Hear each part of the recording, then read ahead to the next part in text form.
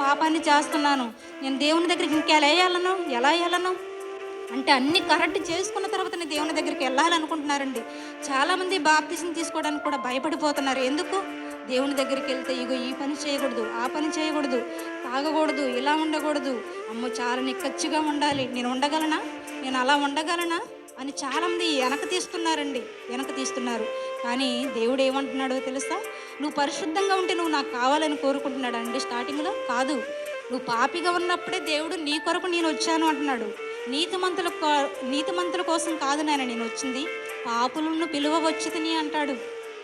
నీతిమంతులను పిలువ రాలేదు. ఏమండి, ఒక డాక్టరు ఎప్పుడు ఉపయోగపడతాడు? రోగికి ఆరోగ్యవంతుడికి అండి డాక్టర్ కావలసింది. రోగితో ఉన్న వ్యక్తికి కదా డాక్టర్ అవసరము. ఆరోగ్యవంతుడికి డాక్టర్ ఎందుకు?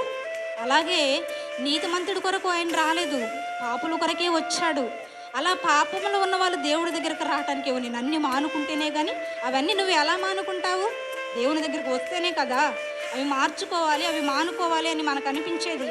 అది అసలు రానీయకుండానే దూర పెడుతుందండి, రానీయకుండానే చేస్తుంది. వీటినే అనుకొని ఇంకా నేను దేవుడి దగ్గరికి వెళ్ళకూడదు, ఇన్నుండి నేను ఇంకేం వెళ్తాను దేవుని దగ్గరికి అని అంటే ఎప్పుడు అలా అనొద్దు. ఏమండి, పుట్టిన పిల్లోడు ఎంటని నడుస్తాడా? అండి? పుట్టగానే వాడు అడుగులు వేస్తూ కింద పడాలి, లేవాలి, పడాలి, లేవాలి, పడాలి, లేవాలి. వాడికంటూ ఒక వయసు, వాడికంటూ కొంత బలం వచ్చిన తర్వాత నిలబడతాడు. అలాగే మనం కూడా ఏదో పాపంలో మునిగిపోయాం, ఏదో పాపంలో పడిపోయాం, లోకంలో నేను అది చేస్తున్నా, ఇది చేస్తున్నానని అలాగే ఉండిపోతే కాదండి. ఎన్ని చేసినప్పటికీ వాక్యం వినడం ద్వారా మనము మన ప్రవర్తనని సరిదిద్దుకుంటాము.